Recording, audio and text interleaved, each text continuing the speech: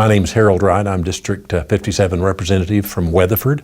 That includes also Calumet, Geary, Clinton, and Elk City, along with Hydro and even Thomas and Arapahoe, some of the towns in my district. And I'm in the radio broadcasting business. I own and operate radio stations in western Oklahoma, and I got elected to the legislature in 2008.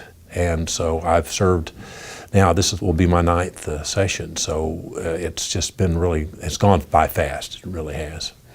So as Speaker Pro Tem, tell us about some of your priorities and goals for this session. Well, a couple of them we're working on. One, for me at least, is to help the leadership accomplish some of our goals for the caucus. One of which is the Real ID, which we did get off the floor this year, and hopefully out of the House and into the Senate. Hopefully that'll get passed shortly.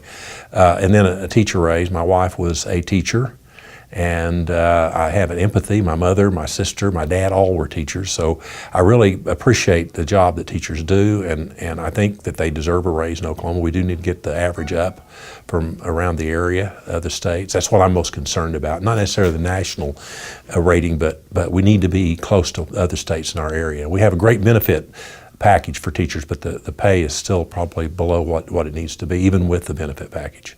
So can you tell us about some key legislation that you've authored this year? I've got 2-3 items, one of which came from constituent, got through committee recently, and that's a bill for victims that are involved in some sort of an incident, and particularly the legal type law, where you have maybe a perpetrator or a convict that is in jail. And I had a constituent who actually was found out that the perpetrator got out of jail, and he actually called her before she knew about it, even though she was a part of the notification system.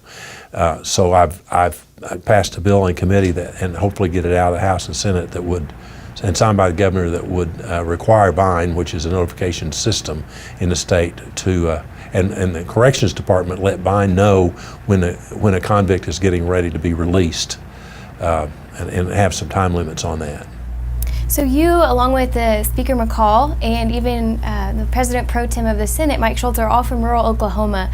What does that mean for rural Oklahomans, and how will you guys work to protect rural Oklahoma? Well, I think certainly it's important. Often issues here in the legislature revolve around metro and rural, and so having 3 rural legislators leading in the state, I think, is really a plus for rural Oklahoma.